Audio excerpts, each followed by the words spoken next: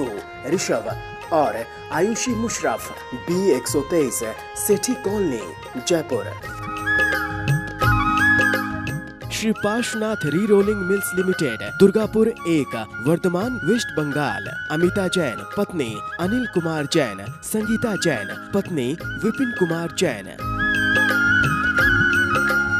2, स्वाध्याय मंडल, भगवान 1008 मुनि सुब्रतनाथ मंदिर, बारामती, महाराष्ट्र।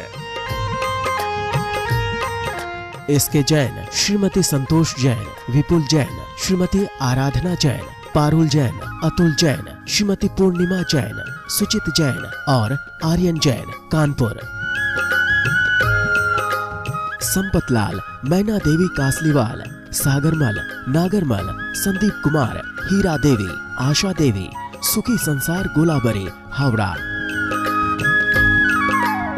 श्रीमती जयमाला जैन, पत्नी स्वर्गीय श्री इंद्रसेन जैन, टिम्बर मर्चेंट, खतौली। सरिता जैन, पत्नी प्रदीप कुमार जैन, पुत्र संचित जैन, गांधीधाम, कच्छ, गुजरात। महिला मंडल, श्री 1008 पारसनाथ दिगंबर जैन मंदिर, 344/4, गोविंदपुरी, कालकाजी, नई दिल्ली। अशोक जैन, प्रेम जैन, अंकित जैन, पूर्णिमा जैन, मयूर विहार, फेज 3, दिल्ली। श्रीमती नीति, राजीव, देवर्षि, निष्पन्न, अनुभा कलरैया, श्री पदम मीना, पंकज, राहुल, पीयूष अजमेरा, खारघर, नवी मुंबई। सोसर देवी, स्वर्गीय देवीलाल जी, विमला बेन, किशन लाल जैन, सोनल भावेश जैन, अर्चना विकास जैन, नियति, जैनी, कशिश, हैंसी, मोक्ष जैन, अहमदाबाद।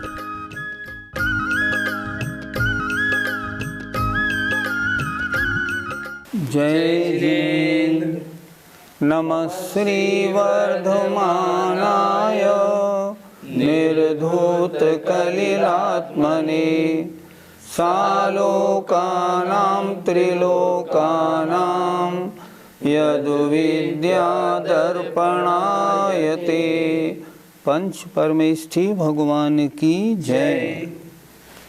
पिछली पाठशाला में पूजा किनकी करनी चाहिए, कितनी प्रकार की होती है, अष्टद्रव्य से इसी क्रम से क्यों की जाती है, आरिका क्षुल्लक क्षुल्लिकाओं की पूजा क्यों नहीं करनी चाहिए, इस बात पर अच्छी चर्चा हुई थी। अब आज चर्चा कर रहे हैं इस पूजा में कौन प्रसिद्ध हुआ, उसकी चर्चा करेंगे। वो जो मेंढक था ना, जो राजा श्रेणिक के हाथी के पैर के नीचे से दब गया था, वह प्रसिद्ध हुआ। श्लोक देखें। अरह चरण सपरिया, अरह चरण सपरिया, महानुभावं महात्मनाम अवदत्, महानुभावं महात्मनाम अवदत्। भेकः प्रमोदमत्तः, भेकः प्रमोदमत्तः, कुसुमेनैकेन राजगृहे, कुसुमेनैकेन राजगृहे। बोलिए। अरह चरण सपरिया, महानुभावं महात्मनाम अवदत्, भेकः प्रमोदमत्तः, कुसुमेनैकेन राजगृहे। भगवान की पूजा की महिमा प्रकट करने वाला मेंढक, और उसको आचार्य समंत भद्र महाराज ने स्मरण किया। देखें जरा। अरहत माने अरहंत भगवान के, चरण माने चरण कमलों की, सपरिया माने पूजा, महानुभावम उसकी महिमा, उसका महात्म्य, महात्मनाम अर्थात भव्य जीवों के आगे अवदत् प्रकट किया था। किसने? भेकः प्रमोदमत्तः, प्रमोद माने प्रसन्नता में डूबे हुए मेंढक ने। प्रसन्नता में डूबा हुआ जो मेंढक था उसने भगवान की पूजा की क्या महिमा होती है लोगों को बताई। कैसे बताई, किसके द्वारा उसने पूजा की? कुशमेन एकेन राजगृहे, राजगृह नगरी में एक फूल के द्वारा। क्या अर्थ लगाएंगे? देखें, राजगृह नगरी में एकेन कुशमेन अर्थात एक फूल के द्वारा, प्रमोद माने प्रसन्नता में डूबे हुए मेंढक ने भगवान के चरणों की पूजा की महिमा भव्य जीवों के आगे प्रकट की थी। मतलब वो मेंढक भगवान की पूजा करने जा रहा था, हाथी के पैर के नीचे दब के मरा, अंतर मुहूर्त में देव बन के पर्याप्त होके समव शरण में आ गया। ये क्या है? ये मेंढक से देव बनने तक की जो बात है, ये भगवान की पूजा और भक्ति विचार में, भक्ति में डूबा हुआ था, इस कारण ऐसा हुआ। इसलिए उसने भगवान की पूजा की महिमा सबके सामने तुरंत प्रकट कर दी। मैं अभी मरा और अभी देव बन के आ गया। पंडित जी, इस मेंढक की क्या कथा है? राजगृही नगरी में एक सेठ थे नागदत्त, उनकी सेठानी का नाम था भवदत्ता। सेठ जी एक बार सामायिक कर रहे थे, उन्होंने नियम ले लिया जब तक ये दीपक जलता रहेगा मैं सामायिक करता रहूँगा। दीपक जल रहा था, दीपक में तेल खत्म होने लगा। सेठानी ने देखा दीपक बुझ जाएगा, सेठ जी की सामायिक में थोड़ी दिक्कत होगी, वो उसमें घी डालती रही।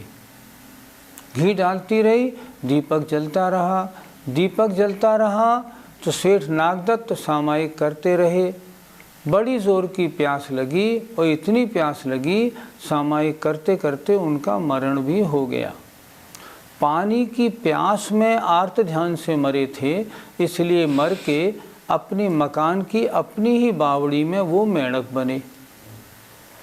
एक दिन सेठानी जब वहाँ गई बावड़ी के पास, तो वो मेंढक को पूर्व भव याद आ गया कि ये मेरी सेठानी पूर्व भव में थी, तो वो उछल उछल के सेठानी के ऊपर आने लगा। सेठानी उसको बार बार फेंकती, बार बार उछल के आता। अगले दिन सेठानी फिर गई, उनने देखा मेंढक ने फिर उछल उछल के आया। उसने एक अवधि ज्ञानी मुनि महाराज से पूछा, महाराज मेरी बावड़ी का एक मेंढक मेरे ऊपर उछल उछल के क्यों आता है? मुनिराज ने कहा, पानी की प्यास में छटपटा के तुम्हारे पति देव मरे थे, तो मरने के बाद मेंढक बने, तो पूर्व भव के स्नेह बसात वो तुम्हारे ऊपर बार बार आते हैं। तब सेठानी को मालूम पड़ा, तो उसने फिर उस मेंढक को अपने बहुत ढंग से अपने यहाँ सुरक्षित करके रख लिया। जब भगवान महावीर का समवक्षण राजगृही में आया और सारी प्रजा मैं राजा श्रेणिक के भगवान की दिव्य ध्वनि सुनने जा रही थी, तब सेठानी भी चल दी। मेंढक ने जब देखा कि इतना सब कुछ ऊपर बैंड बाजे बज रहे हैं देवताओं के, ये सब कुछ अक्षय हो रहा है, मैं भी भगवान की पूजा करूं, पूर्व के संस्कार तो थे ही। तो वो भी एक फूल लेके अपने मुंह में दबा के फुदकता फुदकता वो भी उस पूरे जुलूस के साथ चलने लगा। इत्तेफाक की बात, राजा श्रेणिक के हाथी का पैर उसके ऊपर पड़ा और वो तुरंत एकदम वही मरण को प्राप्त हो गया। लेकिन था कैसा? प्रमोद मत्तः, माने प्रमोद माने प्रसन्नता में मत वाला, मन डूबा हुआ, भक्ति में डूबा हुआ था। आज भगवान के दर्शन करूँगा। उसका प्रभाव क्या हुआ? मरने के अंतर मुहूर्त बाद सौधर्म स्वर्ग में देव बना, और एक अंतर मुहूर्त में जैसे ही पर्याप्तक हुआ और उसे मालूम हुआ ऐसी बात थी, तुरंत वहाँ से सारे वस्त्र पहन के और अपने मुकुट पे मेंढक का चिन्ह बना के समव शरण में अंतर मुहूर्त में हाजिर भी हो गया। श्रेणिक महाराज ने गौतम स्वामी से पूछा, भगवान ये अभी अभी एक नए देवता कौन आए और इनके मुकुट पर मेंढक का चिन्ह क्यों बना है? तब गणधर देव ने ये पूरी कथा उनके लिए सुनाई। राजन, तुम्हारे पैर के नीचे दब के ये मेंढक अभी मरा था, अंतर मुहूर्त में देव बना और देखो यहाँ आ भी गया। ये भगवान के पूजा की महिमा है। तो यहाँ आचार्य क्या कह रहे हैं समर्थ मधुर महाराज, देखो उस मेंढक ने जो भगवान की भक्ति में मदमस्त हो रहा था, लवलीन डूबा हुआ था, उसने एक फूल के द्वारा भगवान की पूजा की भी नहीं, अभी करने जा रहा था, बीच में मरण को प्राप्त हुआ, तो उसने भगवान की पूजा की अनुमोदना का फल सारी दुनिया के सामने प्रकट कर दिया। देखो जब अनुमोदना का इतना फल है तो पूजा करने का कितना फल होता होगा। इसलिए इस मेंढक को पूजा करने में प्रसिद्धि प्राप्त हुई। पंडित जी, क्या पूजन के लिए अष्टद्रव्य का होना जरूरी है या कम द्रव्य से भी पूजा हो सकती है? जिस मेंढक ने पूजा का महात्म दुनिया के सामने रखा, उसके पास तो एक फूल था और द्रव्य थे का, और पूजा का फल दुनिया के सामने रखा, ये आचार्य महाराज कह रहे हैं। इससे ये स्पष्ट होता है पूजा के लिए अष्टद्रव्य होना जरूरी नहीं, एक द्रव्य हो तो भी काफ़ी है, कुछ भी नहीं हो मात्र जल से अभिषेक करें तो भी पूजा का फल मिलता है। और अगर 10वीं 11वीं प्रतिमा में आ गया है तब क्या करें, भगवान की भक्ति करें तो भी पूजा का फल मिलता है। पूजा का फल तो सब तरह मिलता है, लेकिन गृहस्थ को कहा है अच्छी विधि तो है अष्टद्रव्य के थाल सजा के अभिषेक करके आए आनंद से और फिर भगवान की पूजा करे। राजमार्ग तो यही है, बाकी अगर 8 द्रव्य न हो तो भी भगवान की पूजा होती है। पंडित जी, एक माता जी अपने टीवी के प्रोग्राम में रोज बोल रही हैं कि रात्रि में अभिषेक पूजन आदि करने में कोई दोष नहीं है, तो क्या सही है? वो ये भी तो कह रही हैं किसी शास्त्र में रात्रि पूजा का निषेध नहीं है, जबकि हकीकत क्या है, एक लेख पहले एक प्रकाशित हो चुका है जब ये विषय इंदौर से उठाया गया था, और उस लेख में किसी विद्वान ने 16 शास्त्रों के प्रमाण दिए हैं कि इन सब शास्त्रों में लिखा है रात्रि में पूजा बिल्कुल ना करे। फिर वो क्यों कह रही है ये वो जाने, हमने उनसे कुछ नहीं कह सकते, बड़ी हैं माता जी हैं, हम क्या कह सकते हैं। लेकिन वो कह रही हैं एक भी शास्त्र में प्रमाण नहीं है। हमारा उनसे इतना निवेदन ज़रूर है, लोगों को इस प्रकार कह के भटकाए नहीं। आगम में 10, 15, 20 प्रमाण तो उस लेख के हैं, शायद लेख मेरे पास भी सुरक्षित है। आगम में कहीं भी नहीं लिखा कि रात्रि में पूजा कर सकते हैं, एक भी प्रमाण ऐसा नहीं मिलता। इसलिए रात्रि में पूजा भटकने की ज़रूरत नहीं, कोई कुछ भी कहे कभी नहीं करना। पूजा तो हमेशा दिन में ही होती है। प्रातःकाल अष्टद्रव्य से पूजा करें, सायंकाल आरती करें, सूर्यास्त के समय, सूर्यास्त के उपरांत नहीं। इतना कार्य करें, बहुत अच्छी बात है। पंडित जी, आजकल कुछ लोग इस मेढक की कथा को सुनकर 20 पंथ का समर्थन करते हैं, क्या उनका यह करना उचित है? 20 पंथ और 13 पंथ में मुख्यतया 4 अंतर पाए जाते हैं। पहली बात, 20 पंथ में फल फूल से पूजा होती है, वर्तमान के 13 पंथ में सूखे द्रव्य से पूजा होती है। 20 पंथ में पंचामृत अभिषेक होता है, 13 पंथ में जलाभिषेक होता है। 20 पंथ में महिलाएं अभिषेक करती हैं, 13 पंथ में महिलाएं अभिषेक नहीं करती। और 20 पंथ वाले देवी देवताओं को भी पूजते हैं, 13 पंथ वाले नहीं पूजते। अब देखा जाए, पहली बात, देवी देवताओं की पूजा 20 पंथ वाले करते हैं, वो तो प्योर मिथ्यात्व है, उसका तो कहीं समर्थन मिल ही नहीं सकता, वो तो बिल्कुल बेकार बात है।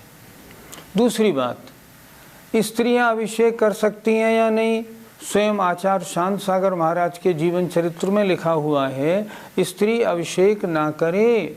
आचार्य शांत सागर महाराज ने कहा, आचार्य शांत सागर महाराज से बड़ा कोई मुनि पिछले 100-150 वर्ष में हुआ नहीं। जब वो मना कर रहे हैं तो हम किसी और मुनि या आर्यिका की बात कैसे मान सकते हैं? हम कभी नहीं मानेंगे। हम तो सबसे बड़े आचार्य शांत सागर महाराज की बात मानते हैं। इसलिए स्त्री अभिषेक के योग्य नहीं है। अगर कोई कहे तो इसमें बिल्कुल भी अपना मत बदलिए मत, स्त्री अभिषेक नहीं करती। अब बात रहती है फल फूल से पूजा और पंचामृत अभिषेक की। शास्त्रों में इसका वर्णन मिलता है कि नहीं? प्राचीन शास्त्रों में जो 7वीं शताब्दी तक के शास्त्र हैं उनमें किसी में भी पंचामृत अभिषेक और फल फूल से पूजा का विधान नहीं मिलता। उनमें तो अभिषेक जल से ही करने का विधान मिलता है, पंचामृत का विधान नहीं मिलता। लेकिन 7वीं शताब्दी के बाद के जो शास्त्र हैं उन शास्त्रों में पंचामृत अभिषेक आदि का वर्णन मिलता है। अब प्रश्न है करे कि नहीं करे? देखो, मैं आपसे कहता हूँ, आप खुद अपनी बुद्धि लगाओ। अगर फूल से पूजा करी और आपने इधर मान लो पीले चावल से पूजा करी, ये माध्यम है, आपके भाव बनाने वाला नहीं। फूल तोड़ने में कितनी जीव हिंसा हुई और आपके चावल पीले करने में कोई जीव हिंसा नहीं हुई। तो जीव हिंसा वाली पूजा अच्छी या बिना जीव हिंसा वाली पूजा अच्छी? खुद सोचो, कोई बहकाए मत बहको। हम लोगों के बहकावे में क्यों आ जाते हैं? अपना दिमाग नहीं लगाते। पंचामृत अभिषेक, दूध दही से अभिषेक करने में कितनी जीव हिंसा है। अगर मान लो आपने दूध दही शुद्ध भी ले लिया तो आप उस गंधोदक को कहाँ डालोगे? जहाँ डालोगे वहीं जीव पैदा होंगे। जिस छन्ने से आप पहुँचोगे ना, उसको सूंघ के देखना कितनी बदबू आती है। बदबू किस बात की है? जीव उत्पन्न हो रहे हैं। एक बूंद भी दूध या दही कहीं रह जाता है भगवान के अंग में, उसी में जीव पैदा हो जाएंगे। और जल से अभिषेक करने में जीव पैदा होने का कोई सवाल ही नहीं उठता। तो मैं कहता हूँ, जब आचार्यों ने दोनों मार्ग दिए हैं तो पहला अच्छा मार्ग कौन सा? जिसमें जीव हिंसा ना हो। तो हम जल से अभिषेक क्यों ना करें? हम पंचामृत की जिद क्यों करते हैं? मेरे समझ में नहीं आया।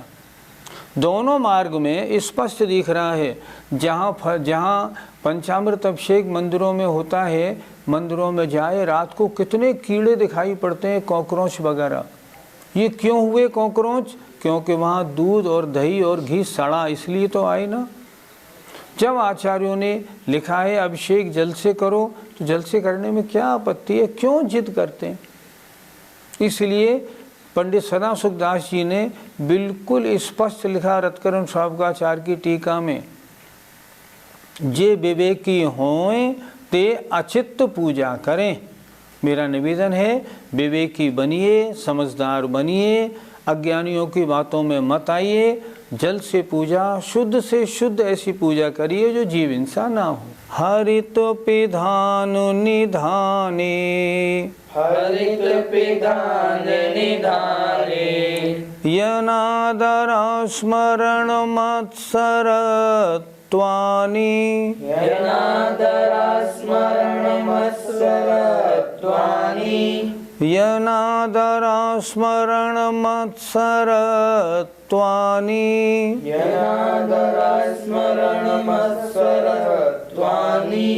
वैयावृत्यस्यैते, वैयावृत्यस्यैते, व्यतिक्रमः पंच कथ्यन्ते, व्यतिक्रमा पंच कथ्यन्ते। बोलिए, हरित पिधान निधाने, यनादर स्मरण मत्सरत्वानि, वैयावृत्यस्यैते, व्यतिक्रमा पंच कथ्यन्ते। दान देने में क्या क्या दोष लगते हैं? देखें, हरित पिधान, सचित हरी वस्तु से ढकी हुई वस्तु आहार में देना। हरित निधाने, हरित के हरे पत्ते आदि के ऊपर रखी हुई वस्तु दान में देना। ही अनादर, अर्थात दान तो देना, आदर सहित नहीं देना। स्मरण, दान की जो नवदा भक्ति आदि हैं उनको भूल जाना। मत्सरत्व, अर्थात अन्य दाताओं से ईर्ष्या भाव रखते हुए दान देना। 5 दोष हो गए। फिर एक बार देखें, हरित पिधान, हरी वस्तु से ढकी हुई वस्तु आहार में देना। हरित निधाने, हरे पत्ते आदि पर रखी हुई वस्तु आहार में देना। अनादर अर्थात देना तो पर मन में प्रसन्नता नहीं होना। स्मरण, दान में जो नवदा भक्ति है उसको भूल जाना।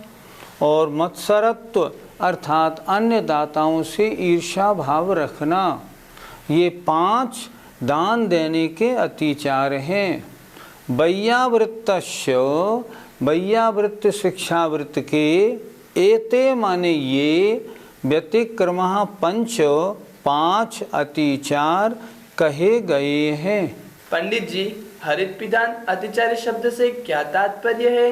मुनि महाराज को आहार दे रहे हैं और आपने उस वस्तु को किसी हरे केले के पत्ते से ढक रखा है, तो केले के पत्ते से ढकने से उस वस्तु में हरि का दोष आ गया।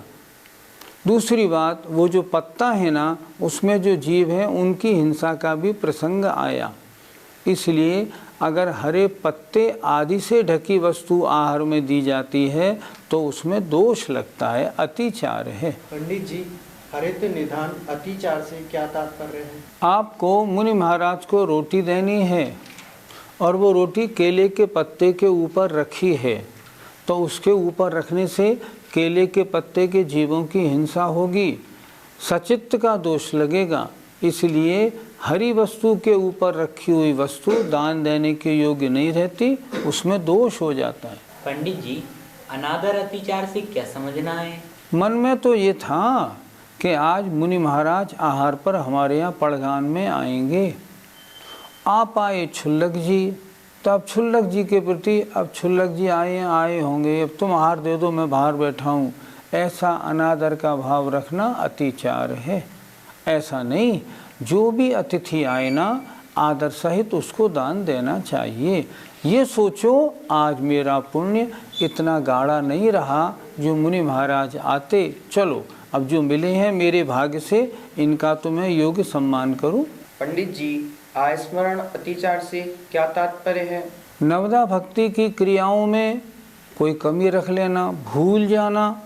मुनि महाराज को पड़गान करके अंदर तो ले आए चौके में, लेकिन हे महाराज उच्चासन पर विराजमान होइए नहीं कहा, खड़े रहे तो क्या होगा, महाराज वापस चले जाएंगे। क्यों? आप भूल गए आपको क्या कहना था। इस तरह नवदा भक्ति आदि क्रियाओं में से किसी का भूल जाना स्मरण नाम का अतिचार है। पंडित जी, भगवान की पूजा में क्या क्या अतिचार लगते होंगे? आजकल कुछ लोग सूर्योदय से पहले ही कुएं से जल ले आते हैं, गर्म कर लेते हैं, अभिषेक कर लेते हैं सूर्योदय से पहले।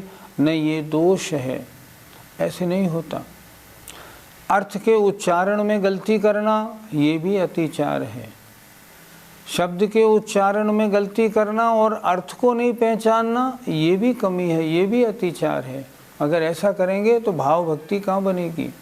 पूजा में 10 जगह आया नमो नमो, नमस्कार नमस्कार, मस्तक नहीं झुकाना ये भी दोष है, ये भी कमी है। इन कार्यों को करेंगे ना तो पूजा का फल पूरा नहीं मिलेगा।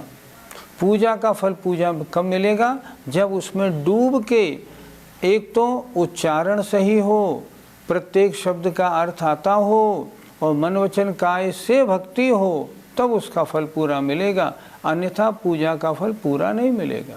जय जिनेंद्र। इस कार्यक्रम के प्रायोजक हैं उषा ओम प्रकाश गोधा, सुशीला विमल गोधा, पुष्पलता, सुभाष जैन, किरण गोधा, चेतना दिलीप, बंडी परिवार, रतलाम। मानक चंद, कमला देवी, राकेश, नीतू, ऋषभ और Ayushi Musharraf, B123, Sethi colony, Jaipur. Shri Parshvanath re rolling mills limited, Durgapur 1, Vardhaman, west Bengal. Amita Jain, पत्नी अनिल कुमार जैन, संगीता जैन, पत्नी विपिन कुमार जैन। 2, स्वाध्याय मंडल, भगवान 1008 मुनि सुब्रतनाथ मंदिर, बारामती, महाराष्ट्र। एसके जैन, श्रीमती संतोष जैन, विपुल जैन, श्रीमती आराधना जैन, पारुल जैन। अतुल जैन, श्रीमती पूर्णिमा जैन, सुचित जैन और आर्यन जैन, कानपुर। संपतलाल, मैना देवी कासलीवाल, सागरमल, नागरमल, संदीप कुमार, हीरा देवी, आशा देवी, सुखी संसार गोलाबरी, हावड़ा। श्रीमती जयमाला जैन, पत्नी स्वर्गीय श्री इंद्रसेन जैन, टिम्बर मर्चेंट, खतौली। सरिता जैन, पत्नी प्रदीप कुमार जैन, पुत्र संचित जैन, गांधीधाम, कच्छ, गुजरात। महिला मंडल श्री 1008 पारसनाथ दिगंबर जैन मंदिर 344/4 गोविंदपुरे, कालकाजी, नई दिल्ली। अशोक जैन, प्रेम जैन, अंकित जैन, पूर्णिमा जैन, मयूर विहार, फेज 3, दिल्ली। श्रीमती नीति, राजीव, देवर्षि, निष्पन्न, अनुभा कलरैया, श्री पदम मीना, पंकज, राहुल, पीयूष अजमेरा, खारघर, नवी मुंबई। सोसर देवी, स्वर्गीय देवीलाल जी, विमला बेन, किशन लाल जैन, सोनल भावेश जैन, अर्चना विकास जैन, नियति, जैनी, कशिश, हैंसी, मोक्ष जैन, अहमदाबाद।